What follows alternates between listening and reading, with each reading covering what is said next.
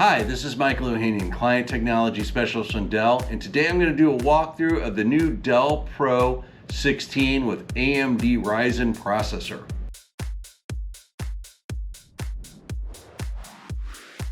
So that's a 16-inch. I've got an AMD Ryzen 300 Pro CPU in this. This is a commercial notebook. The part number for this is PC16255. Yes, I did say this is a commercial notebook, and we have AMD added back to the Dell portfolio in our commercial line of notebooks. So a lot of fanfare, really excited about that. Just note, I'm doing the 16-inch walkthrough. There is a 14-inch version of this, the Dell Pro 14. There's also Intel versions of this, but today I'm going to focus in on the AMD with the Ryzen Pro and the 16-inch. Before I start, I do want to note, I do work for Dell. However, this is my own YouTube channel. Whatever I say on this channel, I own. If I make mistakes, that is on me. Let me explain what commercial means versus a consumer notebook. Typically, when a commercial customer is looking to buy, right, they're looking to buy a lot of systems. Typically, I mean, as small as 5, maybe 1,000, maybe 10,000, maybe 20,000, right? So it gets exponentially more complex when you go from, hey, I'm going to buy a PC as an individual versus a enterprise or a commercial customer that says, hey, I need to buy a lot of these for my employees. So things that a commercial customer is looking for is, one is image stability, meaning they buy one of these, right, and they buy another one 5 months from now. They need that image to be the same. They can't keep on going back and testing their software and testing their image. They need to make sure that it is stable. Also, commercial customers are looking for extended life cycles, right? They are looking for, traditional notebook is about 12 months of life cycle. Commercial notebooks, they're typically around 16 months. They extend that life cycle, and the reason is they want to have overlap for the customer. So as the new models come out, like this one just came out, they need their time to be able to test it and build their image before they make that move. So typically we have that overlap of the last model to the new model, so they have that transition period. Very important to commercial customers. For some commercial customers, global availability is also very important, right? Not only they need to buy this in the US, they need to buy it in India and Germany and South America, all these different places. So the availability of this product to be global is important to them, along with global pricing, right? That they need to be able to have the pricing set for around the world. And to round it out, they're looking for an enterprise class warranty and support, right? So they're not looking for the basics. They need these systems supported, and they need quick turnaround on the fix. So that typically is what a difference is between a consumer and a commercial grade product. Now, getting to the Dell Pro 16. This is the base model of the commercial products. And what does that mean? This is for customers that are looking for that value-based office productivity. Right, so I've got a really tight budget, but I need all those commercial features that I talked about. I need a great product, long battery life, great performance, but I've got a budget I've got to worry about. So those type of commercial customers, that's where that Dell Pro base comes into place. Also for education and educators and students. Not necessarily for individual students buying it, but if they're going to do a rollout of notebooks to students and to teachers, this fits in that product category. Okay, I know you're probably asking yourself, what happened to latitude and precision? Well, we've gone through a complete name change of all our products, commercial and consumer alike. For very simplified, Dell, if it's just the word Dell, it is consumer. Think of like the XPS. If it is Dell Pro, it's our commercial line of products. Think of your Latitude or Optiplex. If it is a Dell Pro Max, it is your power user, your engineering workstation, your data scientist, multitaskers, people that need more power. Think of like the Precision. If you want to jump later in the video, I'll put the minute mark on here, but you can go through and I'll give the whole explanation of why we made the changes, how we did the simplification, and I'll also go through the part numbers, which you'll absolutely love how we're now doing the part numbers on this. So not only did we rename the products, we rebuilt every one of these machines, meaning we just didn't take the last year's model and just threw a new processor and said, okay, this is the new Dell Pro. This is literally a ground up rebuilding of every PC that we have.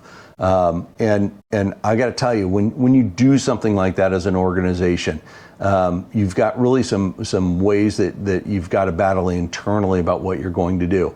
And there's a real battle between engineering and marketing, right? Marketing wants a PC to look a certain way and feel a certain way. And you've got engineering that goes through and says, logically, I want to build it this way for the best performance, the longest longevity of a product. And I can tell you in our Dell Pro and our Dell Pro Max systems, engineering absolutely won this battle against marketing, right?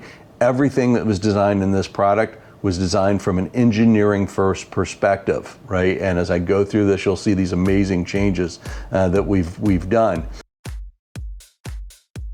Up here, we've got this platinum silver finish on it. It is really tough to tell that this is not aluminum. And even when you first touch it, it's like, hey, is that aluminum? Actually, it is not aluminum. If you go to the Dell Pro Plus, those will have aluminum shells, but the Dell Pro base, it uses a polycarbonate ABS material, or what they call a thermoplastic blend. And why did we use that in this base model? One, it's very tough, right? It's a very strong material to use, very moldable. What you'll see is we've got nice edges and curves in the design. That's one thing that marketing really like to have, those curves in it, or non-sharp edges on there.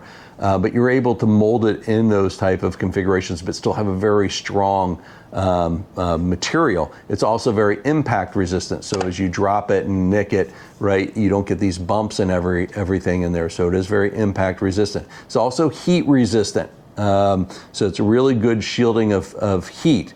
And finally, right, and most importantly in this category, it's very cost effective to build a notebook in this material. So we get those really nice features at a very great price. So again, the users for this product are looking for a great value for their spend, and you're really getting it with that type of material.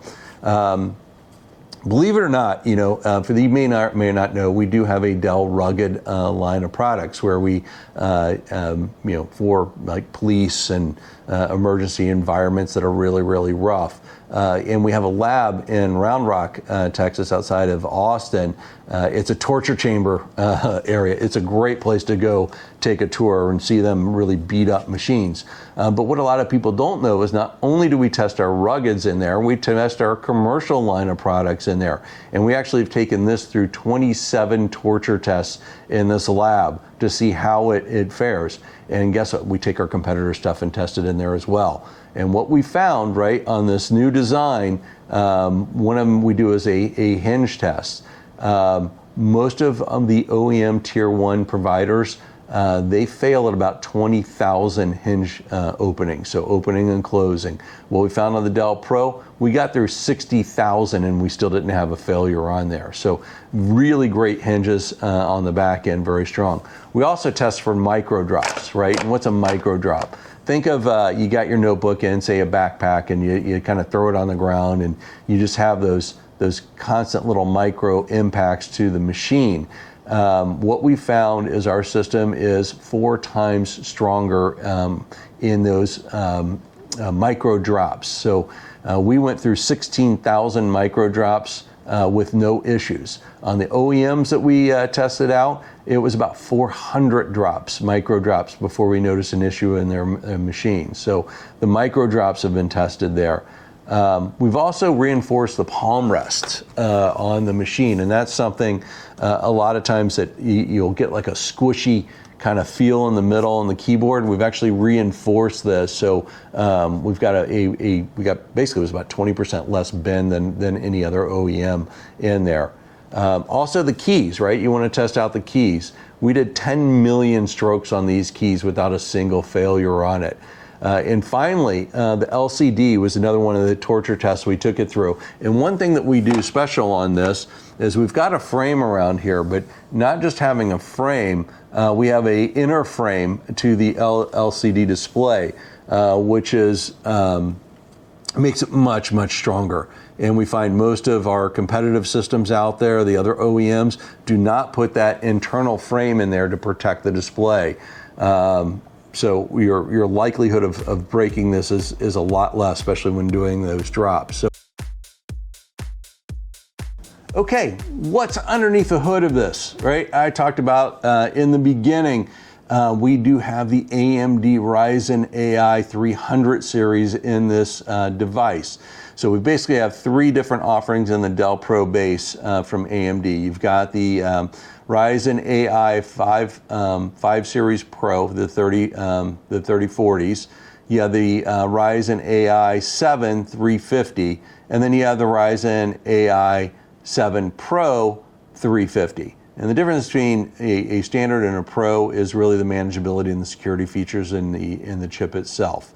So we offer two Pro versions and one non-Pro version. And all those come in this metallic silver type of color. Just a note, we do have some other AMD processors. We have the 200 series, but when you go to the 200 series, you're not going to get this silver type of material, the platinum silver. It's going to go to a magnetite. It's going to have a magnetite color. What is magnetite? All right, we'll keep this at, what I would say. It's a charcoal, like a black color, but that is only available in that 200 series, kind of the step down. Those are the Hawk Point processors, where in the platinum silver, it is the Kraken Point processor. From a memory perspective, right? So an excellent processor. Oh, let me talk about these processors. This is what I'm really excited about. One, they're going to range anywhere from 2 gigahertz at the base frequency of the clock speed. On the 300 series, the 5, it is going to be up to 4.8 hertz burst rate. On the 350s or the 350s, it's going to go up to 5 gigahertz. They're going to have a lot of cores in these. So in the 350, there's going to be 8 cores. In the 340, it's going to be 6 cores. But what gets exciting is the NPU, or the neural processing unit. It has a 50 TOPS rating on the NPU, which makes this not just an AI PC, but also makes this a Copilot Plus PC, which is wonderful. Great price point, incredible performance, and I've got this Copilot Plus certification. So you're like, well, hold on, Mike, take a step back. What is an NPU? What does TOPS mean? Hey, this is all kind of new to me. So when we think about an NPU, or neural processing unit, we kind of have to take a step back. As we look back to like the year 2020, and I know that's when COVID kind of hit and we started going to lockdown, but a lot of things changed in the industry. We really started to see a lot of pressure on the client level. One, from the hardware that we're putting onto notebooks. We're putting multiple displays, bigger displays, higher resolution displays, speakers, microphones. All those things cause stress on a system. We're also throwing applications on there, which in the past you would have said, well, hey, they're all cloud-based. I could just have a thin client or a Chromebook. I really don't need a more powerful PC. And really what's happened is, yeah, these applications are cloud-based, but they're executing locally. Also, when we sent everybody home during COVID, they were outside of the DMZ of the corporation, so we started throwing all these agents on the back end of the machine, and that really caused a lot of stress on the system. We started seeing the performance.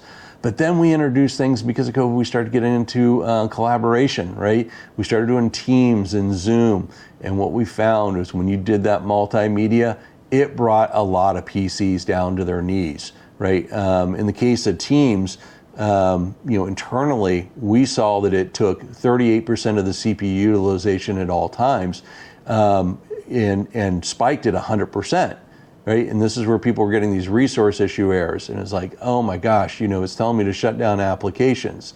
And what we figured out at the time, at least internally to Dell, is if we had somebody that had an RTX GPU, an NVIDIA processor in their system, you could take things like Teams and run it on the GPU rather than the CPU.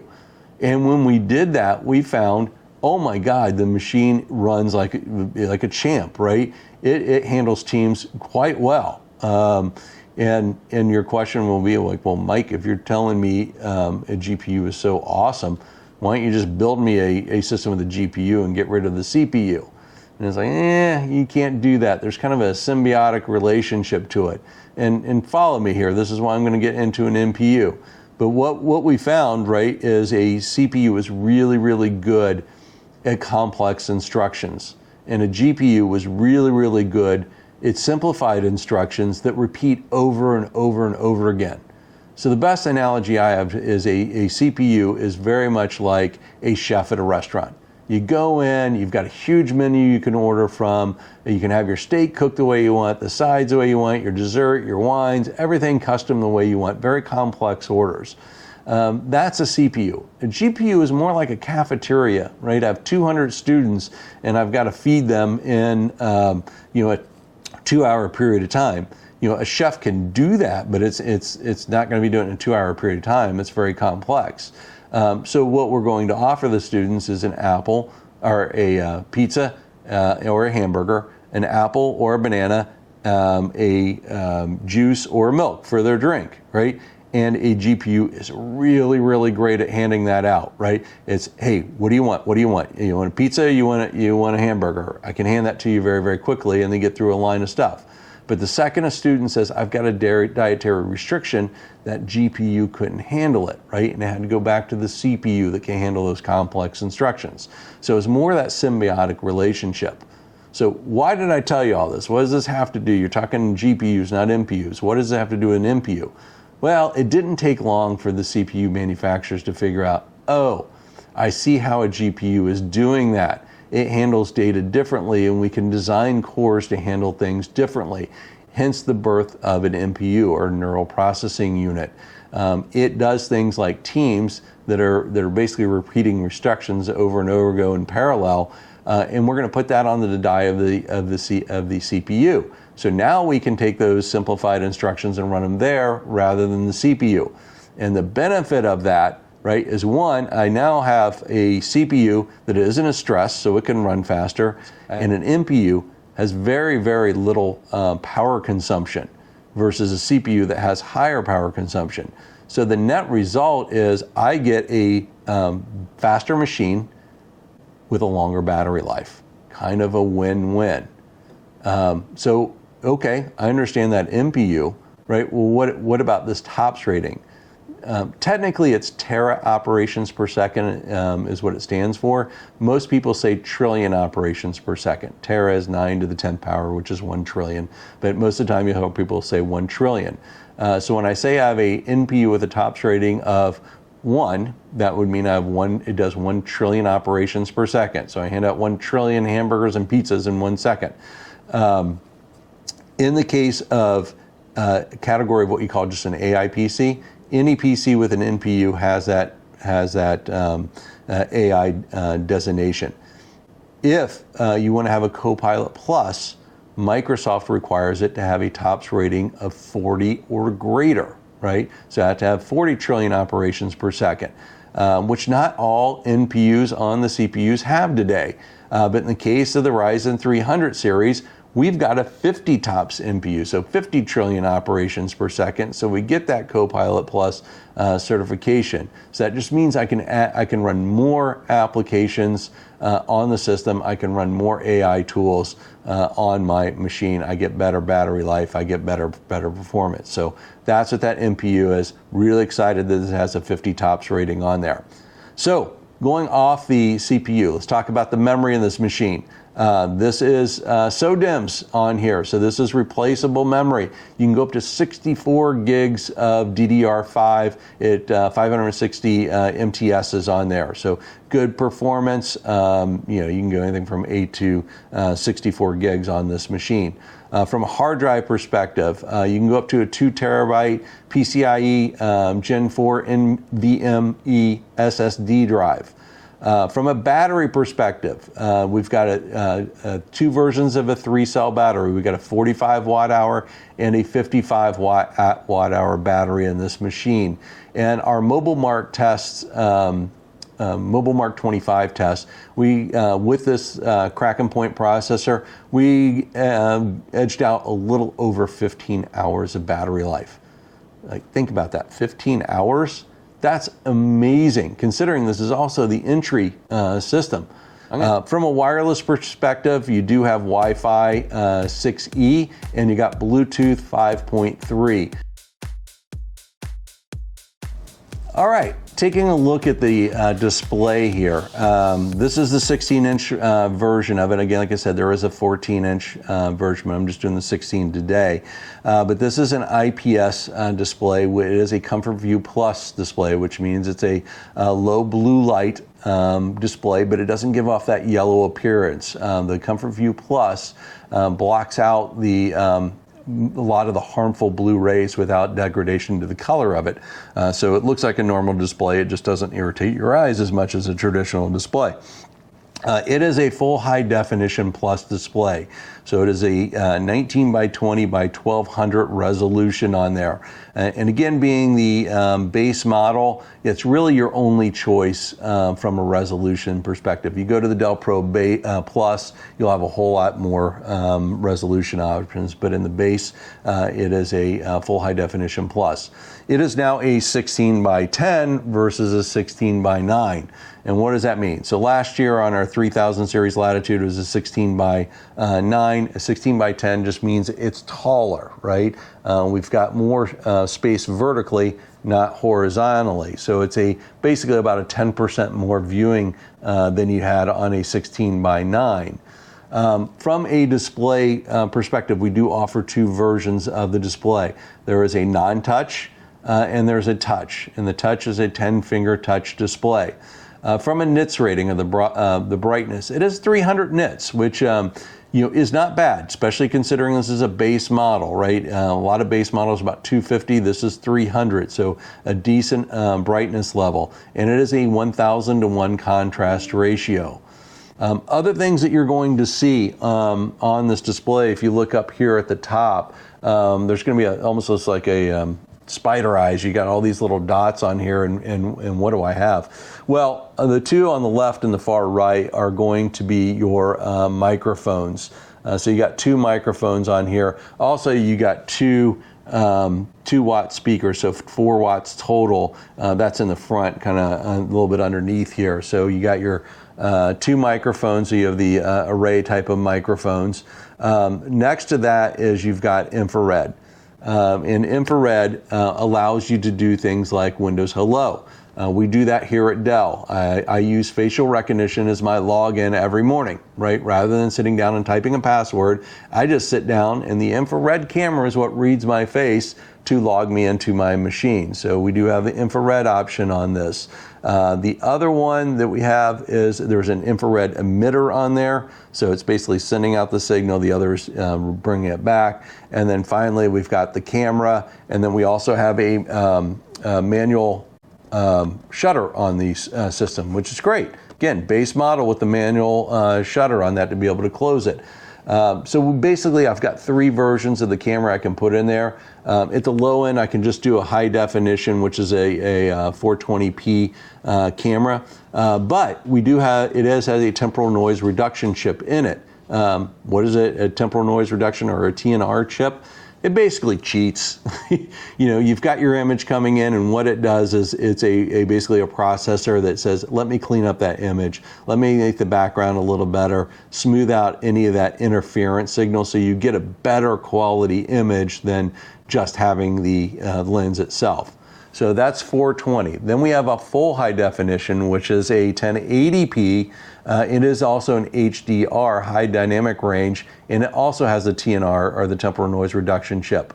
And then finally, the third option is full high definition with the infrared camera. Again, that's 1080p, full high definition HDR with TNR on there. So those are your 3 options on the cameras. Okay, let's take a look at the keyboard on this machine. And again, this is an area where we definitely have elevated it from the previous generation of systems. Definitely a bigger keyboard. First of all, we're going to say, is this a spill-resistant keyboard, right? Which is important. You pour your Coke on it, it's nice to have a spill-resistant keyboard. You've got it in backlit or non-backlit, so where you can light up basically the keys. You can get that feature or not get that feature. You also have a much larger touchpad on this keyboard, right? Which is something everybody asks for, a larger touchpad. It does support Windows gestures on there, so it's a multi-touch touchpad. It has basically it's a 300 DPI on the ratings on that. From a keys perspective, what you're going to find is the travel on these are much better, much better feel from a type. The 16-inch version, I've got a numeric keypad. Right? I've got literally some people, and I'll put that up there, that will buy it just for that numeric keypad. Now on the 14-inch, it's not big enough. On the 16-inch, you've got that numeric keypad. The other thing you'll notice, and I'll put that up here, is there's a little cutout right down here. And why is that cutout here? The cutout is, again, being a base system, is so you can do that one finger opening. Right? It gives you something to kind of grasp onto. So it cuts in right there to allow that one finger opening of the display. So that is a quick, the other thing I wanted to mention is the optional, this is optional. Now let me get it up here.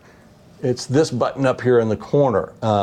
It is the power on button, but it also can be your fingerprint reader, right? So if you want to do biometric authentication through your fingerprint, you can do that. So when you press the power on, it actually reads your finger at the same time and logs you in.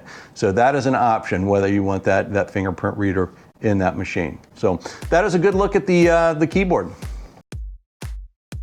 Okay, let's take a look at the ports. And there's some really exciting things about the ports, especially being a base model. You're going to be thrilled with some of these. So let's take it over here to the left-hand side to start with. If we look here, this is kind of a surprise, right? We've actually have a barrel charging connector on there. But don't get nervous, right? I'm not a huge fan of barrel charging, but there are some customers, especially the K through 12, that still like to have the barrel connector, so we offer that on there. But we also have Thunderbolt ports here. I've got 2 Thunderbolt ports, which is awesome. Not USB-C, they're USB-C connector, but they're Thunderbolt ports. So you can dictate whether you want a barrel or USB-C charging on here. I imagine most people are going to do USB-C charging. We also have here a HDMI port. It's a HDMI 2.1 port, and this is an audio jack on here. Another thing to mention about the USB-C Thunderbolt ports here, one thing that people hate about Thunderbolt, or not Thunderbolt, but USB-C, is when they break, right? You put your power in there and they wiggle around, people pull it out, and it breaks that port. So what is the process today? Well, when this port breaks, it's soldered to the system board. So a Dell technician comes out, pulls out an expensive system board, throws it away, puts a new expensive system board in, and you as a customer have to re-image the machine, right? So it's like, oh my gosh, what a hassle. Well, these are actually modular. They're screwed to the system board rather than soldered. So let's do that same scenario. This USB-C port breaks, this Thunderbolt port breaks, a technician comes out, he opens up the machine, unscrews these ports, puts new ports in. We don't throw away expensive motherboard. You don't have to re-image your machine. That's a win. On top of it, because we're screwing these in rather than soldering them to the system board, they are 4 times stronger than a soldered connection. So now your likelihood of even breaking these ports is exponentially lower. So wonderful engineering one design here. The next port here is your audio port, right? We still have that. Let's bring it to the other side. I've got 2 USB-A ports, and both are power share, so I can charge, my cell phone to it. I got power that goes through it. Also have an RJ45. Hey, that's wonderful to have, especially when you're imaging machine, and then you got your security in-lock on here if you want to cable your system down. So wonderful, wonderful ports on here. From a form factor design, again, this is the 16-inch.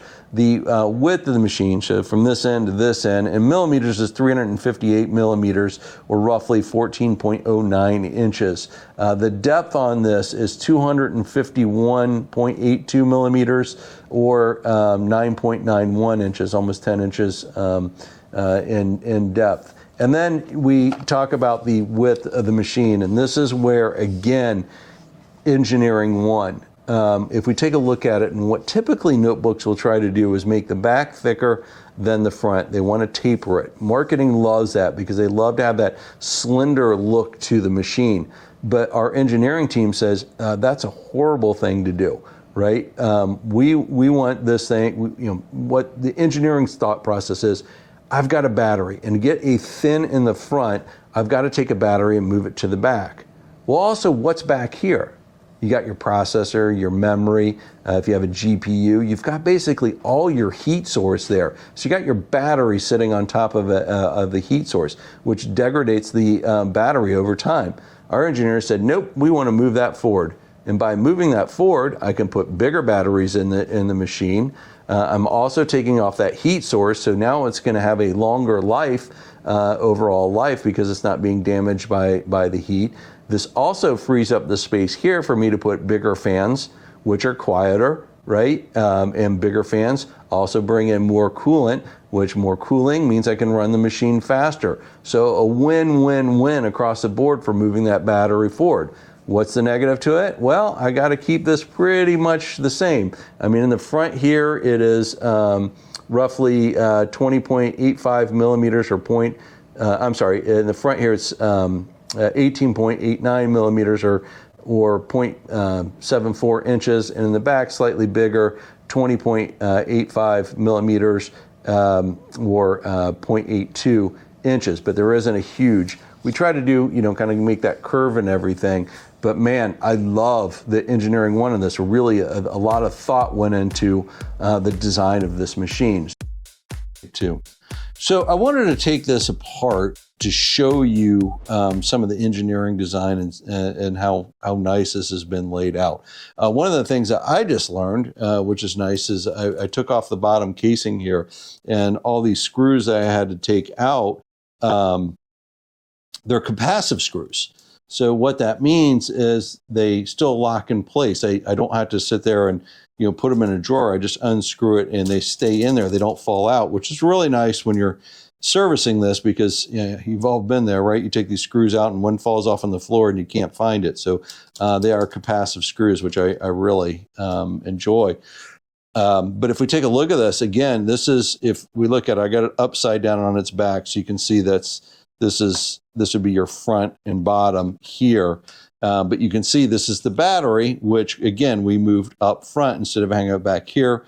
We advanced this forward. You can see this is where the processor is underneath here. You got your memory SIMs. You got your fan blower right here. And then this is really what I thought was awesome, is this screwed in USB-C Thunderbolt, right? So if this fails, this is all they're doing, taking that screw out and that screw there and pulling the unit out and replacing it rather than replacing the whole system board. And then you can see the hinges here. Those are metal hinges. Remember how sturdy I talked about these, and the failure rate is so low on that. So some great hinges, and you can see the two speakers here. I've got my wireless antennas in it. But really like this layout a lot. And there's even a protective coating here. This is actually I forget what they called it. It's a type of material they actually used at NASA, invented at NASA, but it prevents heat from rising. So that really protects that area a lot. But that is a look at the inside of the Dell Pro base system.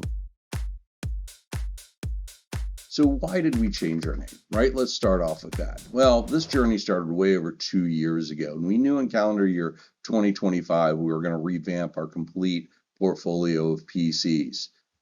So what we did is we went out and we surveyed customers, a lot of customers, like over 16,000 in 6 geographies around the world. And we asked a set of questions about their Dell systems. I mean, the number one question we asked is, what kind of system do you have, right? And they answered, well, I've got a Dell. Our follow-up question to that was, well, what kind? And you know what the number one answer was, hands down? It was, I don't know, let me turn it over, right? And as much as we love the names latitudes and precisions and optiplex, what we found is our users did not associate with those names for the most part. They didn't understand that a precision was a power user, right? And a latitude was necessarily a corporate user. So there was some confusion in that. So what we tried to do here is we're simplifying our naming convention to make it easy for any user, whether you're technical or not technical, to understand the different categories and understand the persona for each system. So we really started out with knowing that Dell was what everybody associated things with. So let's lead with that. And we're really breaking our stuff into three categories. To the left here, I've got Dell. If it's just the name Dell, that is your consumer line of products. Like think of your XPS or your Inspiron. Then we have Dell Pro, which is our commercial users, right? Think of Latitude and Optiplex today. And now we have the Dell Pro Max, right? So these are power users, multitaskers, engineers, scientists, AI creators, right? The most powerful machines. Think of the precisions in the past. So we've got Dell Consumer, Dell Pro Commercial, Dell Pro Max is your power user. Now from there, we've got three categories of users, and we'll start at the top here. There is a premium, right? Let's focus in here on the Dell Pro to make it simplified. So we're talking about a commercial product. We see Dell Pro Premium. These are going to be the lightest weight systems, the most portable, best quality material, most premium chassis, right? It's going to be kind of the top end of systems. Then below that, we're going to have the Dell Pro Plus, right? And a Dell Pro Plus, by far, this is going to be the most scalable system, meaning I'm going to have the most options from screen sizes, the form factors, the most ports, the most expandability in the machines. And this category is going to be the best performers, right? These are going to be the fastest systems in all the categories. Now they are going to have a new look and feel, and we're going to be using aluminum and magnesium in these shells of the system. So a majority of customers, especially commercial customers, will fall into that Dell Pro Plus category. And then if we take a look, then we've got a Dell Pro Base, right? Our base model really is our entry level. These are for customers that are really price sensitive, right? Hey, I'm a Dell Pro, I'm a corporate customer, I have a very limited budget, but I still need to have a enterprise class system, but I've got a limited budget, I've got to deal with that. That's really what this base is. It is price sensitive. The beauty of what we've done from the base models now is we've really elevated them up the stack, right? Our base, say, last year of a Dell Latitude 3000 series, like say the 3450, that what we've done to the Dell Pro base is really elevated much higher than the 3000 series was before. So great improvements in elevating our overall brand. Now, I do want to make a note on the Dell Pro Max, which is the kind of the power user type of system. Our base model, I've kind of put the little blue here because it's really not a base from the same level as, say, a Dell Pro or a Dell model. This is a high performance machine. It's going to have high performance CPUs like the H-class processors or the Kraken AMD processors for intense workloads, multitasker, and we're going to use a carbon fiber reinforced polycarbonate on there. So the material we're using. So the base at the Dell Pro Max really isn't the same as a base of a Dell Pro. That Dell Pro Max really is elevated above everything else. And in fact, that Dell Pro Max base is more powerful than anything on the left-hand side of this chart. So hopefully this makes sense to you. Let me know if you have any questions. So the model identifier, right? If you're an IT or systems management, asset management, you're absolutely going to love what we did from the model identifier. Before we just used a 4-digit number, say like the Latitude 3450, right? And those 4 numbers represented something.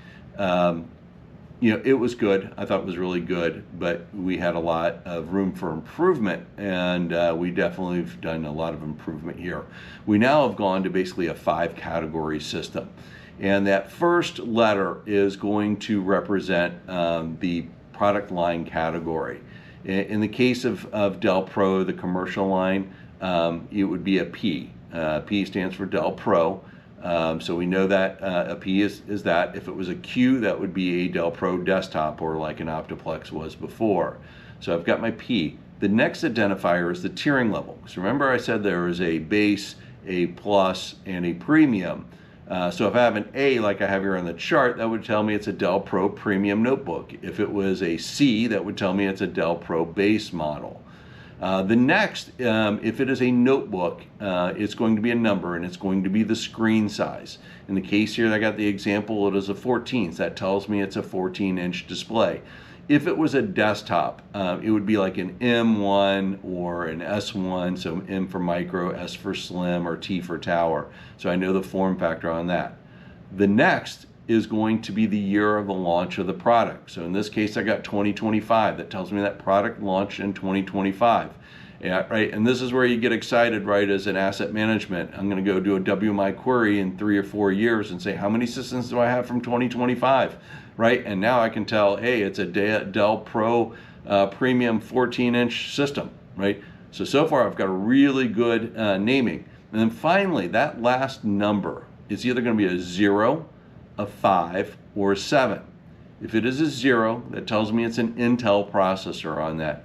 If it is a 5, that tells me it's an AMD processor.